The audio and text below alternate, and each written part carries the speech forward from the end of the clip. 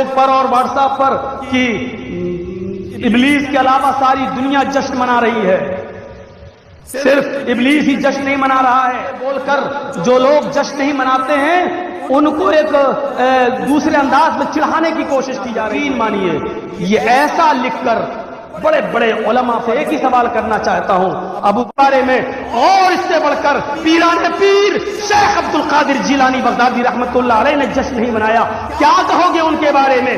علی حجویری نے جشن نہیں منایا، بابا فرید گنج نے جشن نہیں منایا، نظام الدین اولیاء رحمت اللہ علیہ نے جشن نہیں منایا۔ میرے بھائیو کیا کہو گے ان کے بارے میں؟ کہتے ہو ابلیس کے علاوہ ساری دنیا جشن منا رہی ہے، صرف ابلیس نہیں منا رہا ہے، ان لوگوں نے جشن نہیں منایا ہے۔ تمہارے یہ الفاظ ان بڑی بڑی ہستیوں کے اوپر بھی گزر۔ حقیقت یہ ہے کہ پیدائش پر جشن ابو لہب نے منایا تھا۔ اگر ہم سوشل میڈیا پر اتنا لکھ دیں کہ محمد رسول اللہ کی پیدائش